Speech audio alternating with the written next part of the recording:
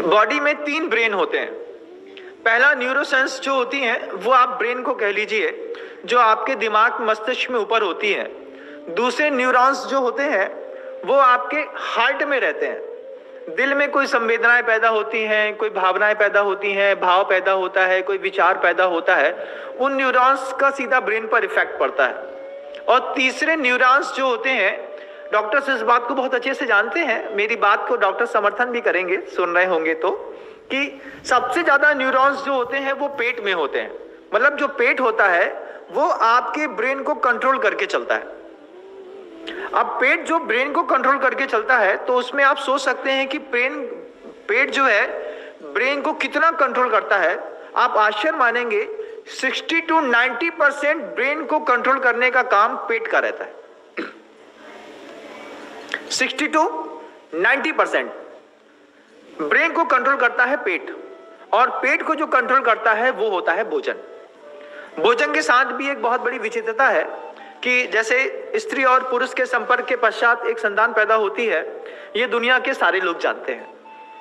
ये बात सही भी है कि जब तक फादर्स का डीएनए जो है वो मदर्स के ऊपर शिफ्ट नहीं होता है तो भी एक संतान भी नहीं आती है। ये एक नैसर्गिक प्रक्रिया है जो लोग गृहस्थ आश्रम में रह करके करते हैं। लेकिन उसके उस विज्ञान को भी हमें समझना है कि कहां पर हम चूक कर देते हैं, कैसी चूक हो जाती है और हमारा पूरा शरीर खराब हो जाता है। महाराज यशोद चंद्रमती को समझा रहे हैं, और उसी बात को मैं आपको आज के वैज्ञानिक शब्दों के माध्यम से समझाने की कोशिश कर रहा हूं। वहां चंद्रमती ने देखा कि यहां से कीड़े झड़ रहे हैं, तो रानी राजा से पूछती है, महाराज ये कीड़े पैदा कैसे हुए? राजा कहते हैं इसके पीछे भोजन कारण है। भोजन इतना दुर्दांत होता है? हाँ रानी, इसके पीछे भोजन कारण है। और आपके जीवन में भी जो आपको माइग्रेन होता है, आपको साइटिका होता है, आपको साइनस की प्रॉब्लम होती है, आपके जीवन में आपको स्किन डिसीज होती है, या फिर आपकी स्किन में चित्थे पड़ते हैं, या फिर मान लीजिए आप पहले बहुत सुंदर दिखते थे, धीरे धीरे आपकी बॉडी में चेहरे में थोड़े छोटे डॉट्स पड़ने लगते हैं, या फिर आपको ऑर्थोराइटिस या जॉइंट्स का पेन हो जाता है। इसके लिए, इन सब चीज़ों के लिए एक शब्द है अंग्रेजी में, आप मतलब वैज्ञानिक या डॉक्टर्स लोग उसको जानते हैं, जिसको कहते हैं लिक्की गट। लिक्की गट आप समझते हो या न समझते हो मैं जानना नहीं चाहता, कि आप भोजन तो करते हैं लेकिन भोजन प्रॉपर रस में परिवर्तित हुए बिना भोजन रक्त में जब मिल जाता है तब लिक्की गट होता है। एक प्रक्रिया होती है बॉडी के अंदर, वो लिक्की गट में क्या होता है कि भोजन पूरा पका नहीं, भोजन से पूरा रस नहीं बना और भोजन रक्त में मिल गया, तो बिना पके बिना पचे हुए रक्त में प्रवाह में जाने वाले भोजन के माध्यम से इस तरीके की दुर्दांत अवस्थाएं, चाहे वो साइटिका की हो, साइनस की हो, ओरल प्रॉब्लम हो, मुंह से बदबू आना हो, आंख के अंदर ऊपर जाले पड़ना हो, स्किन डिसीज होती हो, ऑर्थोराइटिस होता हो, या कैंसर होता हो, या फिर आपको डेंगू हो जाता हो, इन सब चीजों के लिए लिक्की गट बहुत ज्यादा काम करता है। और बॉडी कैसे रेजिस्टेंस पावर मेंटेन करती है, कैसे संतान एक पैदा होती है, ये हम पूरी दुनिया के लोगों को बहुत अच्छे तरीके से समझना और जानना होगा। आवश्यक है बंधुओं आज की डेट में कि आपको ये तो पता है कि फादर्स और मदर्स के कॉम्बो पैक से ही एक संतान आती है, ठीक बात है, इतनी सी बात तो आप जानते हैं। आप ये भी जानते हैं कि जब पिता के शरीर से निकलने वाली वीर की शक्ति माता के गर्भ में स्थापित होती है तो सिर्फ वो वायरस ही यहां से वहां नहीं जाते, उसके साथ बहुत कुछ यहां से वहां ट्रांसफर होता है। क्या क्या ट्रांसफर होता है आप देखिए कि पिता का चेहरा, पिता के बालों का कलर या हेयर स्टाइल्स, पिता की हाइट, पिता के जेनेटिकल सिंड्रोम्स में बने हुए जो भी रोग होते हैं, वो जैसे मान लीजिए हार्ट डिसीज है, या फिर डायबिटिक है, या फिर कोई और चीजें हैं, आर्थो है, तो ये सब चीजें उस वीर की शक्ति के साथ ही उस बालक के अंदर चली जाती है। हाइट चली जाती है, पर्सनालिटी चली जाती है, आवाज चली जाती है, चेहरा चला जाता है, जीवन शक्ति चली जाती है। जीवन की आयु के भी कई वर्षों को निश्चित करने के लिए जो है ये जेनेटिकल सेंट्रिकल सिंड्रोम्स आपके जीवन में काम करते हैं। लेकिन सिर्फ डीएनए ही काम करता है ऐसा नहीं है, ये डीएनए आपकी बॉडी का स्ट्रक्चर खड़ा करता है। लेकिन बॉडी का स्ट्रक्चर खड़ा करने के बाद जो स्ट्रक्चर चंद्रमती चाह रही थी कि हमें एक पुत्र चाहिए, तो महाराज यशोद इस बात को समझते हैं कि इसको बॉडी स्ट्रक्चर तो चाहिए है, लेकिन अंदर का स्ट्रक्चर तो मुझे खड़ा करना है। उसके लिए धातु शोधन की प्रक्रिया, भोजन की शुद्धि की प्रक्रिया महाराज यशोद रानी चंद्रमती को समझा रहे हैं। वो कैसी प्रक्रिया है आप उसको देखिए, बड़ा आश्चर्य और अद्भुत है, आपको बहुत आनंद आएगा कि आपने संतान पैदा कर दी। संतान जो दिख रही है, जो ये बॉडी फिजिक दिख रही है, ये ठीक बात है कि ये डीएनए से बनी हुई है, लेकिन ये डीएनए से बनने के बावजूद डीएनए से ऑपरेटिंग नहीं है। ऑपरेट डीएनए से नहीं होती, ऑपरेट होती है वो आरएनए से। डीएनए का फुल फॉर्म क्या है? तो यहां पर deoxy ribo nuclear acid DNA और राइबो न्यूक्लियर एसिड आरएनए। तो जो डीऑक्सी राइबो न्यूक्लियर एसिड है, ये राइबो न्यूक्लियर एसिड से मेंटेन होता है। ये राइबो न्यूक्लियर एसिड कैसे बनता है पेट के अंदर, इसको जानकारी हमारे लिए बहुत जरूरी है कि पूरी बॉडी में डीएनए का काम सिर्फ 1% है। कितने परसेंट? ओनली 1%।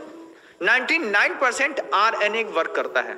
और वो जो आरएनए है, वो आरएनए लाइफ में पेट में जाने वाले भोज्य पदार्थों के ऊपर डिपेंडेंट होता है। मान लीजिए आपकी भोजन शैली जो है वो एनिमल बेस्ड है, एनिमल बेस्ड भोजन है आपका। मान लीजिए आप कोई मांसाहारी भोजन को करते हैं, या फिर आप कोई जंक फूड खाते हैं, या फिर आप मान लीजिए कि आप प्रदूषित पानी पीते हैं, या फिर आप नल का पानी पीते हैं, या फिर आप जो है वो अनहाइजेनिक एनवायरनमेंट में भोजन करना पसंद करते हैं। अनहाइजेनिक एनवायरनमेंट आपने देखा होगा, प्राय करके नाली के ठेले के ऊपर जो डोसे के चाट के ठेले लगे होते हैं नाली के गटर के ऊपर, देखा है ना? तो वो क्या करते हैं, वो आपका पूरा एनवायरनमेंट जो है वो पूरा का पूरा प्रदूषित है। तो जब आपका भोजन एनिमल बेस्ड होता है, मान लीजिए आपने कुछ भी मांसाहार किया, तो दुनिया में जितने भी जानवर प्रत्येक दिन भोजन के लिए मारे जाते हैं, वो सारे जानवरों की अलग अलग वेदनाएं होती हैं, प्रत्येक जानवर की। मान लीजिए गाय मरी, या फिर मुर्गी मरी, या फिर बकरा मारा गया, बकरी मारी गई, या फिर ऊंट मारा गया, या फिर कोई और जानवर मारा गया, खरगोश मारा गया, चूहा मारा गया। तो जितने भी सुअर मारे गए, आप इन सब चीजों में आप कभी देखेंगे कि जितने जानवर आपके भोजन के लिए मारे जाते हैं, उनकी वेदना का स्तर अलग अलग होता है। कोई जानवर बहुत ज्यादा घृणा को लेकर के मरता है, कोई जानवर जो होता है बहुत ज्यादा रिवेंज को लेकर के मरता है, मतलब वो अटैक करना है। देखा आपने कभी कोई गाय है, मतलब कसाई उसको हलाल करना चाह रहा है, मारना चाह रहा है, लेकिन गाय बहुत ज्यादा आक्रामक होकर के कसाई को मार रही है। आपने ये सीन यूट्यूब चैनल्स में या फिर रील्स वगैरह में देखे होंगे। आप इससे हमको बहुत कुछ सीखना है। आज आपको ये सीखना है कि जितने भी जानवर मारे जाते हैं, उन सब की वेदना का स्तर अलग अलग होता है। सारे जानवर की वेदना का स्तर अलग अलग होने पर सारे जानवर के मांस के अंदर पैदा जनरेट होने वाला आरएनए भी अलग अलग होता है। अब मान लीजिए कोई जानवर है, वो अत्यधिक क्रोध में आकर के मृत्यु को प्राप्त हुआ। कोई जानवर है, वो किसी मेंटल फोबिया में जाकर के मृत्यु को प्राप्त हुआ। कोई जानवर है जो हेल्पलेसनेस, एक मेंटल सिंड्रोम के कारण कि मुझे कोई बचाने वाला ही नहीं है, मैं कोई मुझे बचा ही नहीं पा रहा है, मैं मर रहा हूं, इसको देख करके मृत्यु को प्राप्त हुआ। कोई जानवर है वो रिवेंज को लेकर के मृत्यु को प्राप्त हुआ। कोई जानवर है वो बहुत ज्यादा एंगर होकर के मृत्यु को प्राप्त हुआ। कोई जानवर जो है वो अंदर दुख का वातावरण लेकर के प्राप्त हुआ। तो जैसे ही वो जानवर जिस तरीके का सोचता है, चाहे वो मुर्गी हो, बकरा हो, बकरी हो, हाथी हो, घोड़ा हो, चाहे गाय हो, चाहे बैल हो, चाहे भैंस हो, चाहे सुअर हो, चाहे वो खरगोश हो, चाहे वो ऊंट हो, कोई भी हो, प्रत्येक जानवर के मारते समय जब उसकी स्लॉटिंग की जाती है, उस स्लॉटिंग के समय उसकी पीड़ा का स्तर अलग अलग होता है, अलग अलग उसकी वेदना होती है। कोई जानवर जो है वो अंदर दुख का वातावरण लेकर के प्राप्त हुआ। तो जैसे ही वो जानवर जिस तरीके का सोचता है, चाहे वो मुर्गी हो, बकरा हो, बकरी हो, हाथी हो, घोड़ा हो, चाहे गाय हो, चाहे बैल हो, चाहे भैंस हो, चाहे सुअर हो, चाहे वो खरगोश हो, चाहे वो ऊंट हो, कोई भी हो, प्रत्येक जानवर के मारते समय जब उसकी स्लॉटिंग की जाती है, उस स्लॉटिंग के समय उसकी पीड़ा का स्तर अलग अलग होता है, अलग अलग उसकी वेदना होती है। अगर आपको प्रत्येक जानवर की उस वेदना को देखना या समझना है, तो एक 2018 में एक मूवी आई थी, डॉक्यूमेंट्री फिल्म है, डोमिनियन मूवी है, आप उसको देखिएगा बंधुओं। जो मांसाहार करते हैं उनको इस बात को देख करके सीखना और समझना होगा, शाकाहारी को भी सीखना होगा, क्योंकि उसी डोमिनियन मूवी के माध्यम से आपको ये बात समझ में आएगी कि किस तरीके के कॉम्प्लेक्स से वो बच्चा, वो छोटा सा जानवर, वो एक गाय या फिर वो एक मुर्गी जब मारी गई है आपके लिए खाने के लिए, चूंकि आप मांसाहारी हैं और आपको मांस पसंद है, तो आपको ये चीज भी पसंद है कि जानना होगा कि मांस जब प्रोड्यूस होता है, जब बनाया जाता है, उसको वॉश किया जाता है, उसको किल किया जाता है, उस समय उस व्यक्ति, उस जीव के अंदर, उसके डीएनए के साथ जो उसके अंदर भय कॉम्प्लेक्स पैदा होता है, फोबिया पैदा होता है, उससे उसका आरएनए चेंज हो जाता है। जब उसका आरएनए चेंज हो जाता है, डॉक्टर्स इस बात को, मेरी एक एक बात को डॉक्टर्स बहुत अच्छे से समझते हैं, जानते हैं। आप किसी भी डॉक्टर से मिलकर के मेरी इस बात को प्रूफ करा सकते हैं, मुझे कोई प्रॉब्लम नहीं है, क्योंकि मैंने ये सब्जेक्ट, अपने सब्जेक्ट को पढ़ा हुआ है, मैं इसको बहुत अच्छे से जानता हूं, मुझे ये बात आती है। तो आप किसी भी डॉक्टर से मेरी स्पीच को सुना करके क्लियरिफिकेशन भी करा सकते हैं, मुझे खुशी होगी। जब आप देखेंगे इस बात को कि राइबोन्यूक्लियर एसिड जो है, आरएनए जो है, किसी नॉन वेज खाने वाले व्यक्ति के अंदर, किसी, वो गाय का मांस खा रहा है या फिर किसी मुर्गी या किसी और चीज को ले रहा है, तो वो जिस वेदना की स्तर के साथ मरी है, उस वेदना के स्तर के भाव, परिणाम और उससे जो जनरेट होने वाला माइक्रो सेल्स का जो बैक्टीरिया है, वो उसके मांस में पैदा हो गया। अब वो मांस आपने अपने पेट के अंदर खाया, खाने पर जैसे आपने उसको पेट के अंदर डाला, तो मैंने आपसे कहा ना कि बॉडी में 3 ब्रेन होते हैं, तो जो सबसे ज्यादा 60 to 90% आपका ब्रेन काम करता है, वो आपके भोजन के ऊपर डिपेंडेंट है। कि हमारा भोजन कैसा है उससे डिपेंड करता है कि हम क्या सोचते हैं, क्या करते हैं। तो आप मान लीजिए आपने किसी क्रोध के आवेश में या रिवेंज को लेकर के, कोई जानवर मर रहा है और उसका मांस आपने ले लिया, खा लिया। अब अंदर जो आरएनए गया है, वो आरएनए आपके डीएनए के जेनेटिक कोड को चेंज कर देता है। इस बात को डॉक्टर समझेंगे, इस बात को कि आरएनए जो अंदर प्रोड्यूस हुआ है, जो अंदर राइबोन्यूक्लियर एसिड बना हुआ है, वो आपके डीऑक्सी राइबोन्यूक्लियर एसिड को पूरा चेंज कर देता है, वहां पर ऊर्जा भेजना बंद कर देता है, संदेश देना बंद कर देता है, और सबसे बड़ी बात, भोजन को पचाना, पाचन अपचन की प्रक्रिया को वो बंद कर देता है। और जैसे ही वो आरएनए चेंज होता है, तो ये आरएनए कितना कैसा होता है, तो आप आश्चर्य मानेंगे कि 300 प्रकार से लेकर के 10,000 प्रकार की आरएनए की प्रजातियां होती हैं। और जो एक बॉडी के अंदर, मतलब 100 लाख करोड़, 100 ट्रिलियन, 100 लाख करोड़ के बराबर आरएनए अंदर होते हैं, और उनका प्रभाव 1 लाख करोड़ सेल्स के ऊपर होता है। मतलब 1 लाख सेल्स हैं आपकी बॉडी की, 1 लाख करोड़ सेल्स हैं, उसको संभालने के लिए 100 लाख करोड़ आरएनए आपके लिए काम कर रहा है। अब ये आरएनए आपके पूरे डीएनए सिंड्रोम को चेंज कर देता है, और जैसे आरएनए आपके पूरे डीएनए को चेंज करता है, वैसे आपकी सोच शक्ति खत्म होने लगती है, आपकी विचार शक्ति शून्य पड़ने लगती है, आपके अंदर आलस प्रमाद आने लगता है, आप कुछ चाहते हैं लेकिन आपको कुछ मिल नहीं पाता है। और ये घटना सिर्फ मांसाहार से नहीं होती, ये घटना जंक फूड से भी होती है, क्योंकि जंक फूड के अंदर जो प्रिजर्वेटिव डाले जाते हैं, वे सारे प्रिजर्वेटिव जो हैं बंधुओं, वो इन्हीं तरीके के एनिमल प्रोडक्ट्स से निकाले जाते हैं। जिसके लिए आपके हाथ में कभी ई बुक्स पड़ी होगी, आप लोगों ने देखा होगा, जिसमें ग्रीन सिंबल वाले ई बुक्स रहते हैं, जिसमें E14 430 नंबर है, 310 नंबर है, 369 नंबर है, ऐसे पूरी नंबरिंग में लिखा हुआ है कि कौन सा नंबर वाला जो प्रिजर्वेटिव है वो किस चीज से जनरेट होता है।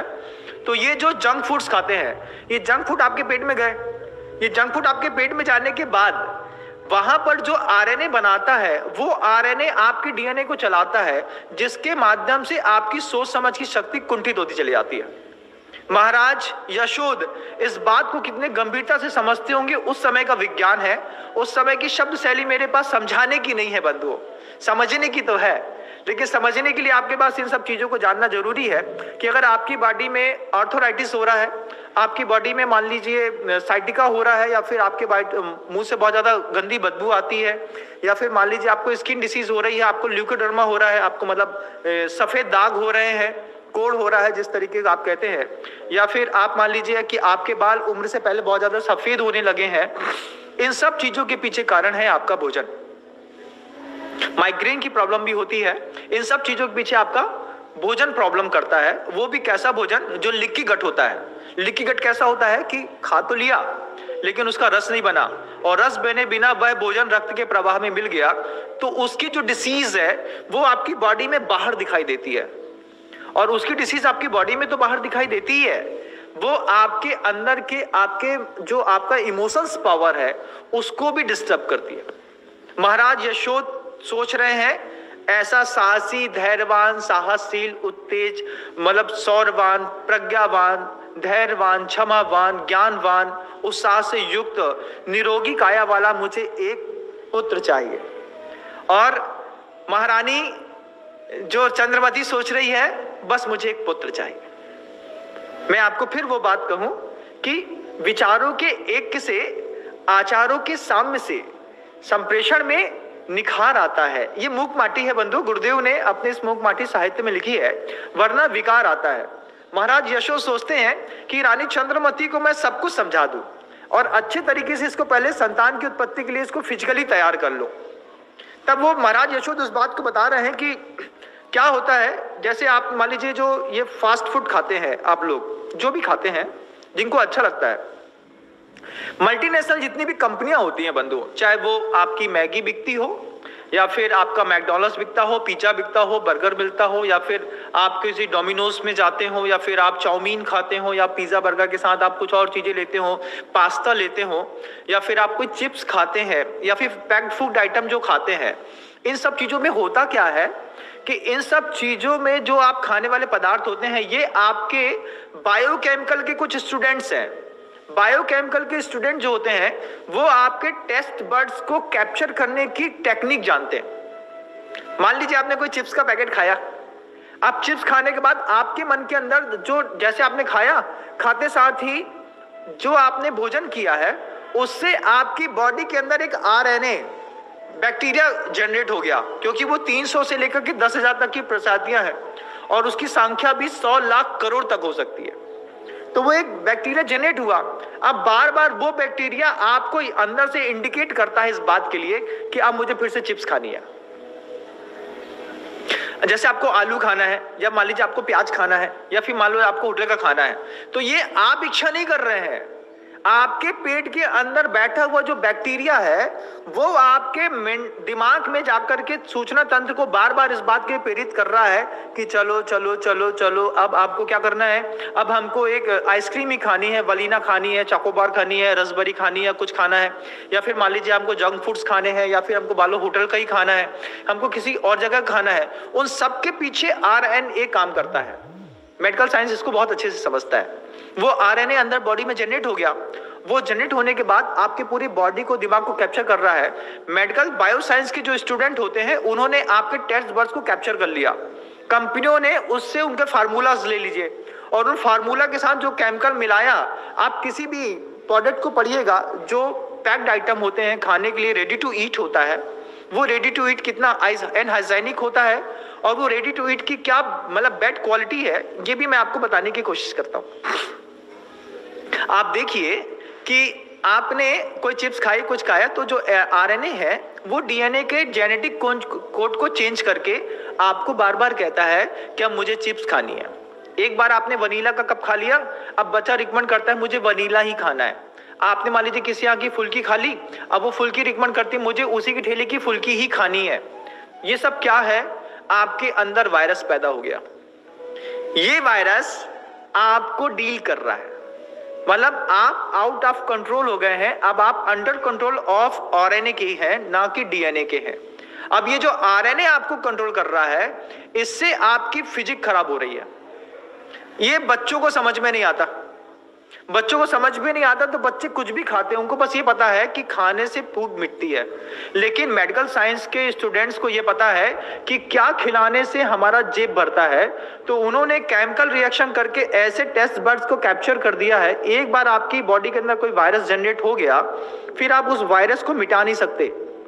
उसको मिटाने के लिए आचार्यों ने कुछ अलग अलग संसाधन बताए हैं। शरीर को निरोगी करने के लिए वे संसाधन अनशन, अवमोदन, व्यक्ति परिसंख्यान, रस परित्याग। तो वो जो जेनेटिक कोड हमारी बॉडी का टूटता रहे, इसके लिए जैन दर्शन में रसी का नियम चलता है। सोमवार को हरी नहीं खाना है, मंगलवार को घी नहीं खाना है, बुधवार को दूध नहीं खाना है, इस दिन नमक नहीं खाना है, इस दिन मीठा नहीं खाना है। तो ये रस्सी का त्याग क्या कराता है आपकी जिंदगी में, कि रस्सी का त्याग आपके जितने भी टैक्स बर्ड्स हैं जो डेड हो गए हैं या बहुत ज्यादा जागरूक हो गए हैं, इसको कंट्रोल करता है। इसको कंट्रोल करने से आपका आरएनए कंट्रोल होता है। आपने उपवास कर लिया, अंदर इच्छा हो रही थी कि नहीं खाना चाहिए खाना चाहिए खाना चाहिए, अब कितना खाना है ये नहीं पता, खाना तो है। तो आरएनए आपको डिसाइड करता है। आप दिमाग से कभी भी खाना बंद नहीं करते। आपने हमेशा ये धारणा बना के रखी है कि जब पेट भर जाएगा खाना बंद कर देंगे। बुद्धिमान लोग जब दिमाग भर जाएगा तब खाना बंद कर देंगे, क्योंकि आचार्य सोमदेव सूरी महाराज ने कहा जो यो मित भुक स बहुभुक, सूत्र लिखा है कि जो कम खाता है वो ज्यादा खाता है। मतलब ये कि जो कम खाता है वो ज्यादा खाने के लिए ज्यादा दिन तक जिंदा रहता है, लेकिन जो ज्यादा खाता है उसके अंदर के जो वायरस हैं जो 1 लाख करोड़ की संख्या में पेट के अंदर पल रहे हैं, वो वायरस डिसाइड करते हैं कि तुम खाना कब बंद करोगे। लेकिन जब आप धार्मिक संसाधनों को अपना लेते हैं, लेकिन जब आप अपने किसी भी धार्मिक संस्थानों में उत्पन्न होने वाले उन विचारों को जीना शुरू करते हैं जहां सिखाया जाता है कि हमको हफ्ते में अष्टमी चौदस के दिन एकासन करना है, या फिर हमको सोमवार के दिन हरी नहीं खानी है, मंगलवार को घी नहीं खाना है, या नमक नहीं खाना है, या बूरा नहीं खाना है, दही दूध मीठा नहीं खाना है, तो ये क्या है? ये दोनों प्रकार की प्रक्रिया है। ये इंद्रिय विजय भी कराती है और आपको निरोग भी रखती है। ये प्रक्रिया हर शासन में नहीं है बंधु, सिर्फ जैन धर्म में सिखाया गया है कि आपको अनशन करना है, आपको भूख से कम खाना है, आपको रस्सी छोड़ करके रस्सी का भोजन करना है। ये सारी जीवन शैली आचार्यों की इतनी उदार थी कि जिसके माध्यम से हमको जीवन जीने का एक बहुत अच्छा साधन मिला। हम 120 साल तक जी पाएंगे इन्हीं संसाधनों के कारण। अगर कोई 60 साल में मर गया तो गलती ना धर्म की है ना किसी और चीज की है, गलती तो उसके खान पान और उसके विचारों की है कि तुम 25 साल में 28 साल में तुमको हार्ट स्ट्रोक लगा कैसे, तुमको हाइपरटेंशन हुआ कैसे, तुम बीमार कैसे पड़े। उसके लिए गुरुदेव ने एक बहुत अच्छा उदाहरण दिया था और मेडिकल साइंस में भी वो उदाहरण चलता है। जब कभी को रिलेट करते हैं तब समझ में आता है कि गुरुदेव कितना अच्छा समझाते हैं। गुरुदेव ने एक बार कहा कि कभी सोचो, कल्पना करो। क्या कल्पना करो?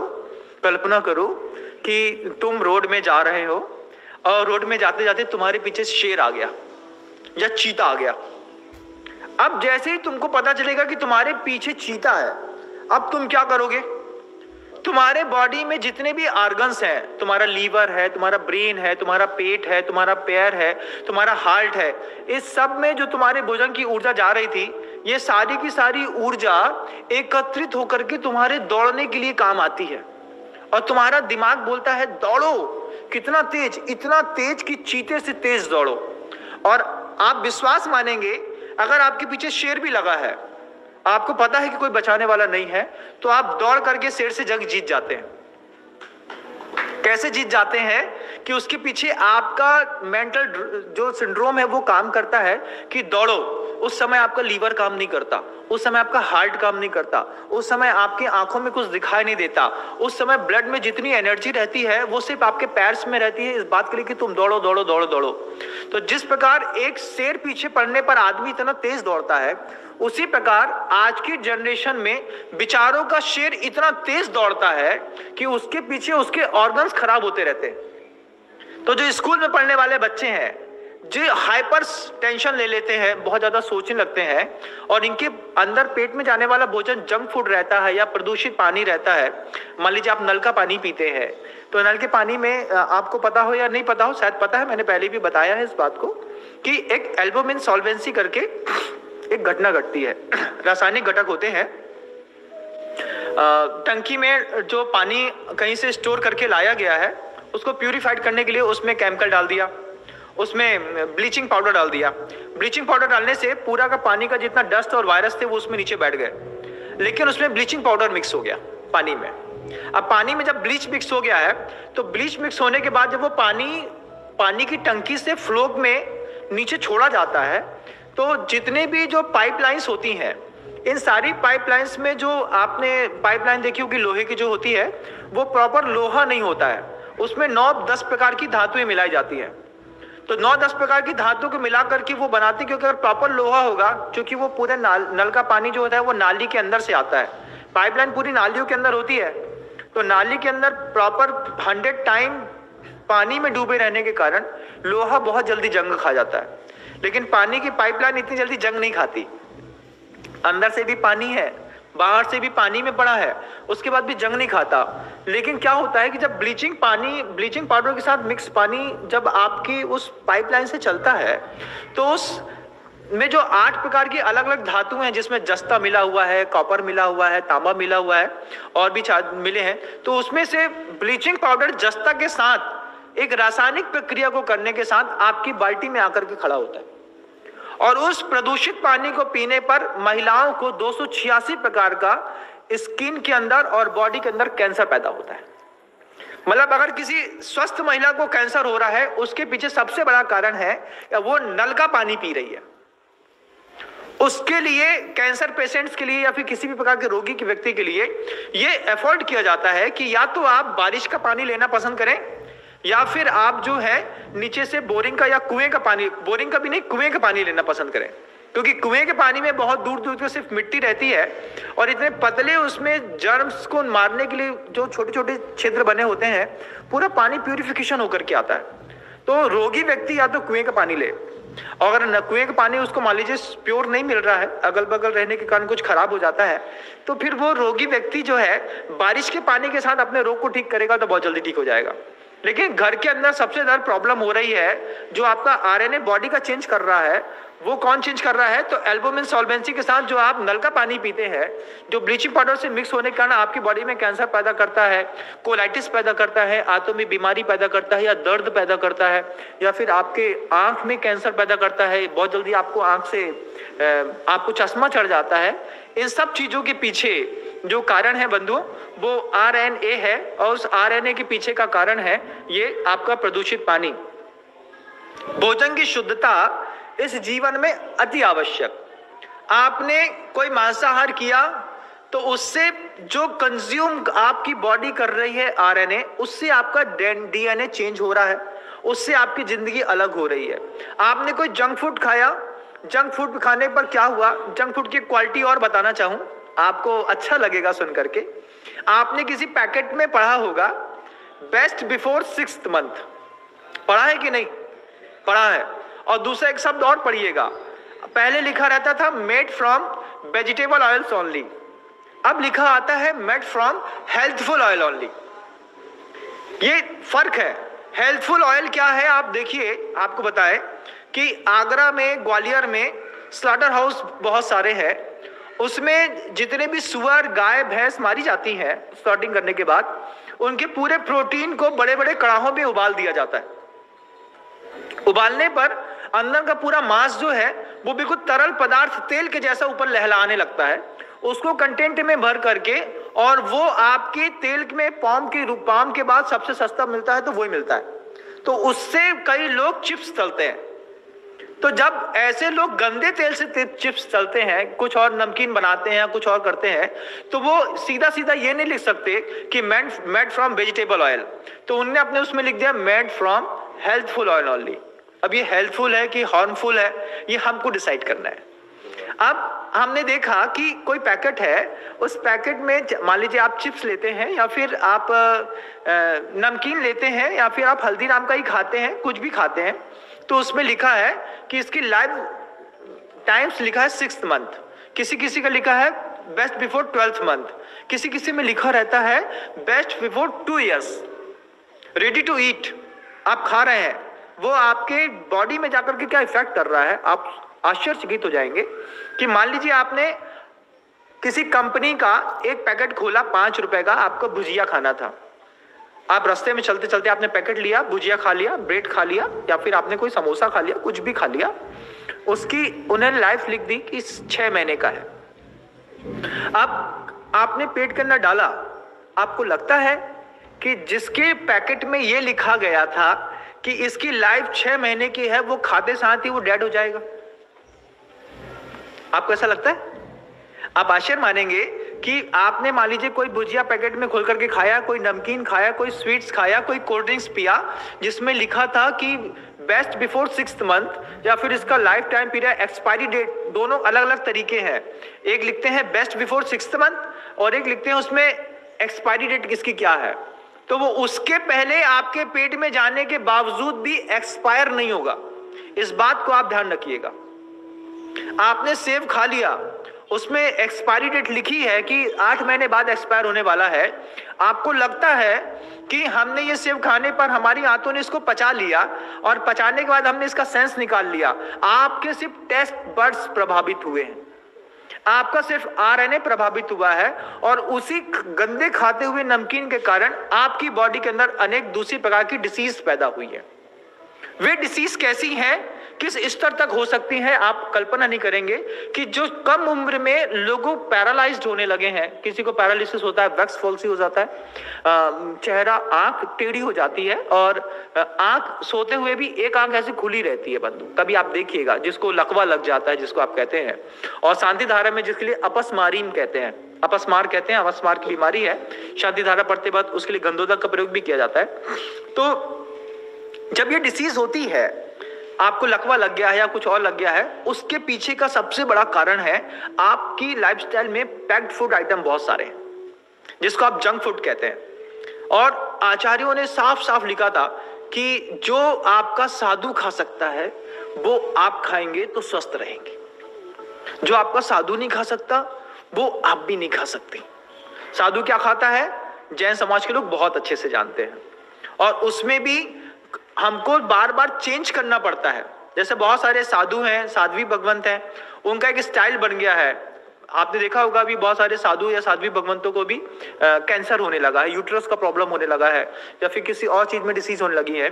तो उसके पीछे का भी एक बहुत बड़ा कारण है कि हम एक जैसा भोजन ही रोज करते हैं। जबकि जैन साधुओं की एक बहुत अच्छी खासियत रहती है कि वो रोज किसी दूसरे घर में जाते हैं, तो दूसरे घर में अलग अलग प्रकार का भोजन मिलता है, अलग अलग प्रकार का हाथ मिलता है, जिस कारण उनके कभी भी शरीर में रोग पनपते नहीं। कल मूंग की दाल मिली थी, आज उड़द की मिल गई। कल उनके यहाँ रोटी मिली थी, आज इनके यहाँ बाटी मिल गई। किसी के यहाँ गए थे तो लौकी की सब्जी मिली थी, आज इनके यहाँ परवल की मिल गई। उनके यहाँ गए थे तो दाल में नमक डाला था, इनके यहाँ दाल में नमक डालना भूल गया। नहीं समझे? ऐसा तो जो फर्क पड़ता है, उस फर्क पड़ने से क्या होता है कि अंदर का जो आरएनए है वो 100 टाइम्स कंट्रोल में रहता है। कि जो आरएनए ने डिमांड किया, भाई आज मुझे कचौड़ी खानी है, अंदर से आरएनए बोल रहा है, आप नहीं बोल रहे हैं। आप नहीं बोल रहे हैं कि फुल्की खानी है। उस फुल्की कारण जो आपके अंदर आरएनए पैदा हो गया है, जो बैक्टीरिया पैदा हो गए हैं, वो बैक्टीरिया आपके दिमाग को कंट्रोल कर रहे हैं। फिर बैक्टीरिया आपसे कह रहा है कि चलो पिज्जा खा के आते हैं, फुल्की खा के आते हैं, कुछ खा के आते हैं। तो साधु के साथ भी होता है। साधु के अंदर भी शुद्ध भोजन करने के बावजूद भी आरएनए तो बनता है, और वो आरएनए बनता है तो आरएनए बनने के कारण जो है उसके अंदर मान लीजिए रिकमेंड हुआ कि आज कचौड़ी खाने की इच्छा है या फिर आज डोसा खाने की इच्छा है, तो उससे इच्छा तो है लेकिन उसने बोली नहीं। अब दिमाग में है चौके में डोसा मिलता तो अच्छा रखता, मान लीजिए हो गया, किसी के दिमाग में आ गया तो। लेकिन चौके में जाने के बाद आपको दाल रोटी मिली, अब दाल रोटी मिली, आप दाल रोटी चावल खा करके आ गए। अब क्या हुआ कि जो आरएनए आपके अंदर, वायरस जो अंदर बैठा हुआ था और जो आपके मेंटल में बार बार ये संकेत भेज रहा था कि मुझे डोसा डोसा डोसा डोसा, और जैसे आपके पेट के अंदर दाल रोटी गई, वो आरएनए वहां से खिसकने लगा।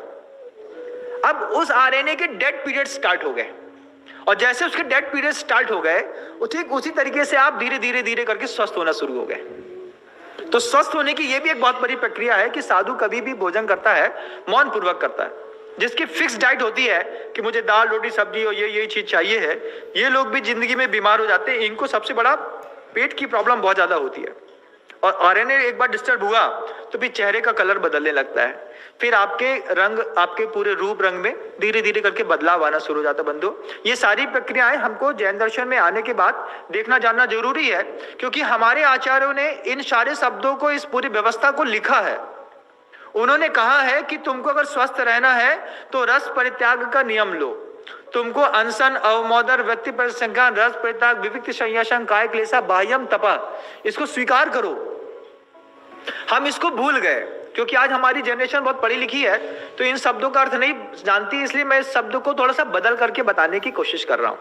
फिर घर के अंदर जो वो एक प्रोग्रेसिव लाइफस्टाइल चलती है हमारे यहाँ की क्रिश्चियंस में, जो माँ बहनें करती हैं कि आज माँ बहनें हैं, व्रती हैं, दारी हैं, तो उन्हें नमक नहीं खाया, बूरा नहीं खाया, शक्कर नहीं खाया, या फिर करे दिन पड़ते हैं तो उसके यहाँ आप गेहूं की खीर खाते हैं, कभी आपको बिना उसका मिलता है। इन सब चीजों के पीछे विज्ञान है कि आपको घर के अंदर मिलने वाला, मान लीजिए राखी के दिनों में गोटा खाया जाता है जो मावे का और मैदे का आटे का मिला करके बनाते हैं, उससे भी आपकी बॉडी फिजिक बहुत कंप्लीटली फ्रेश रहती है। अब जैसे उड़द के दिन खाने के आ गए राजमा, कि मान लीजिए किसी को दिल की प्रॉब्लम हो रही है या फिर बहुत ज्यादा कमजोर है तो इन ठंडी के दिनों में वो उड़द का प्रयोग करके अपने आप को पुष्ट कर लेता है।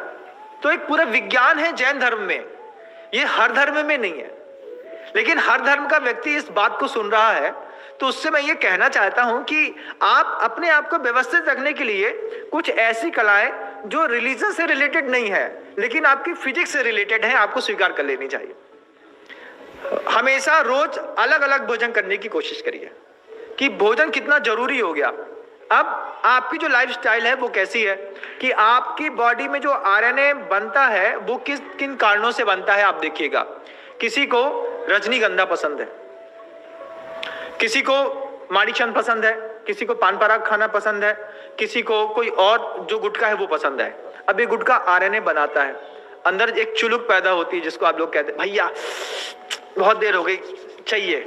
फिर किसी को स्मोकिंग की आदत है, फिर मान लीजिए किसी को अल्कोहल लेने की आदत है, किसी को जंक फूड खाने की आदत है, किसी को नॉन वेज खाने की आदत है, किसी को आइसक्रीम खाने की आदत है, किसी को कोल्ड ड्रिंक्स पीने की आदत है, या फिर किसी को जो है वो प्रदूषित अनहाइजीन भोजन करने की आदत है। मान लो उस नाली के ऊपर जो चाट का ठेला लगता है, भले वो किसी भी साहब का हो, खड़ा कहां पर है? घूरे के ऊपर। अब वो पूरा एनवायरनमेंट प्रदूषित है, उससे आपकी बॉडी के अंदर पूरा आरएनए जा रहा है, आपके बॉडी के अंदर नपुंसकता बढ़ रही है, आपकी बॉडी के अंदर सोचने समझने की शक्ति कम हो रही है। आपका बच्चा जो है वो जो हाइपर एक्शन में रहता था या फिर बहुत ज्यादा विद्वान बन सकता था, वो विद्वत्ता नष्ट हो रही है। इससे जाति संकरता भी पैदा हो रही है, कुलगोत्र की अशुद्धि भी हो रही है, और साथ ही साथ शरीर और अंदर का स्वास्थ्य पूरा बिगड़ रहा है। फलतः परिणाम कुछ और ही निकल रहा है। और आपकी पूरी फिजिक को बिगाड़ने के लिए, बंदे एक बात और कहना भूल गया मैं, कि फिजिक को बिगाड़ने के लिए अल्कोहल, स्मोकिंग, जंक फूड, मांसाहार, pizza, burger, cold drink, pastry, ice cream, ये सारी चीजें तो खराब करती ही हैं। पूरे शरीर को एक और चीज खराब करती है, वो है एंटीबायोटिक। एंटीबायोटिक क्या करती है आप इसको भी देखिएगा कि जैसे मान लीजिए आपको कोई बीमारी हो गई, आपको माइग्रेन हो रहा है, या फिर मान लीजिए आपकी पीठ में दर्द है, या फिर आपको बुखार आ गया, तो आप किसी डॉक्टर को दिखाने जाते हैं। डॉक्टर को दिखाने जाते हैं तो डॉक्टर आपको 4 गोली लिखता है। उस 4 गोली में एक एंटी एलर्जिक या एंटीबायोटिक जरूर होती है। 2 गोली लिखेगा रोग को मारने की, और फिर 1 गोली ऐसी लिखेगा कि इस रोग को मारने वाला ये जो हमने दवाई दी है, इससे उत्पन्न होने वाले रोग को मारने के लिए वो एक एंटीबायोटिक जरूर लिखता है। तो बॉडी को बिगाड़ने का सबसे बड़ा काम एंटीबायोटिक भी करती है, जबकि डॉक्टर्स जो होते हैं वो एंटीबायोटिक तो लिख देते हैं, लेकिन वो आपको प्रीबायोटिक और प्रोबायोटिक के बारे में बिल्कुल नहीं बताते। वो ये नहीं बताते कि बायोटिक की फैसिलिटी में 3 अलग अलग कंटेंट होते हैं, जिसको आप प्रीबायोटिक, प्रोबायोटिक एंड एंटीबायोटिक कहते हैं। तो डॉक्टर ने एंटीबायोटिक लिख दी। अब किसी डॉक्टर साहब ने हमको बताया कि आजकल एंटीबायोटिक के साथ ही प्रोबायोटिक मिलकर के आता है। तो एंटीबायोटिक के साथ प्रोबायोटिक मिलकर के आता होगा, लेकिन प्रीबायोटिक तो मिलकर के नहीं आता ना। प्रीबायोटिक के लिए हमको खुद अपने आप को सॉल्व करना पड़ता है। तो कभी आपने देखा कि जब आप बहुत ज्यादा बीमार होते हैं तो डॉक्टर साहब से कहता है कि आपको फ्रेश फ्रूट्स लेने हैं, और फ्रूट्स भी थोड़ा थोड़ा लेना है। वो क्या करता है कि जैसे मान लीजिए आपने एक बहुत साफ सुथरा, व्यवस्थित एंड हाइजीन और आपके बिना पेस्टिसाइड वाला, जिसको आप कहते हैं ऑर्गेनिक, ऐसा आपने मान लीजिए एप्पल लिया। तो एप्पल आपने एक एप्पल खाया, एप्पल खाने के बाद एप्पल आपकी बॉडी में डिसॉल्व होने में उसको बहुत कम समय लगेगा। तो रोगी को एप्पल दे देते हैं, रोगी को बनाना दे देते हैं, रोगी को थोड़ा सा दूध दे देते हैं। लेकिन इसमें भी देखा जाता है कि अगर ऑर्गेनिक है तो काम करते हैं, अगर वो पेस्टिसाइड वाले हैं तो फिर वो आपके बॉडी के अंदर एक ऐसा आरएनए बनाते हैं जिसके माध्यम से आपका फिजिक फिर खराब होने लगता है। फिजिक खराब होता है, आप बर्बाद होते चले जाते हैं। और महाराज यशोद बिल्कुल भी नहीं चाहते थे कि मैं जिस पुत्र को पैदा करूं उसका शरीर और मानसिकता खराब निकले, क्योंकि उनको पूरा राज्य चलाना था। आपको अगर अपना घर भी चलाना है बंधुओं, अगर आपको अभी संतान पैदा करनी है या आप संतान पैदा करना चाह रहे हैं या आप अपने जीवन में गृहस्थ जीवन में प्रवेश कर रहे हैं, तो इस उद्बोधन को बहुत दूर तक पहुंचाने की कोशिश करिएगा। समझने और समझाने की कोशिश करिएगा कि एंटीबायोटिक खाने से आपकी बॉडी में जो पेट में जो आरएनए बने होते हैं वो एक साथ बाहर निकलते हैं। तो अब आप कहते हैं महाराज, डॉक्टर साहब से कहते हैं डॉक्टर साहब आपने गोली दी थी लेकिन गोली खाने से दस्त लग गया। अब दस्त क्या लग गया? दस्त वो वही चीज है कि आपकी पेट के अंदर इंटेस्टाइन में जो बहुत सारा आरएनए बना हुआ था, कंट्रोल था, जिसकी काउंटेबल संख्या 100 लाख करोड़ तक थी, उसमें से एंटीबायोटिक की गोली देने पर वे आरएनए वहां पे मर करके बाहर निकलने लगे। अब वे मर करके आपका जो स्टूल होता है, जिसको आप स्टूल को क्या कहते हैं, शौच, मल कहते हैं ना, तो जो आप सुबह सुबह मल त्याग करते हैं बंधुओं, उन सारे मलों में आपको बड़ा आश्चर्य होगा कि 60% तक आरएनए होता है, या जीवित या डेड। मतलब मल में सिर्फ भोजन नहीं होता है, मल में 60% वो बैक्टीरिया होते हैं जो आपकी बॉडी को चला रहे होते हैं, जो एवरीडे आपकी बॉडी से बाहर निकलते हैं। लेकिन ये डिटॉक्सिफिकेशन की प्रक्रिया एक नेचुरल स्टेज पे होती है। एक डिटॉक्सिफिकेशन जो है हम लोग अष्टमी और चतुर्दशी को करते हैं, जब सूर्य की या चंद्र की स्थितियां आगे पीछे होती हैं। तो जैन दर्शन में या फिर आपके भारतीय दर्शन में अष्टमी और चतुर्दशी के व्रत माने गए हैं, या अष्टांगा के व्रत माने गए हैं, या पर्युषण के व्रत माने गए हैं। इन दिनों में जब आप किसी भी बाहर प्रकार का भोजन, कोई भी प्रकार की मेडिसिन, इन सब चीजों को छोड़ देते हैं तो बॉडी ऑटोमेटिकली डिटॉक्सिफिकेशन की ओर चली जाती है और आप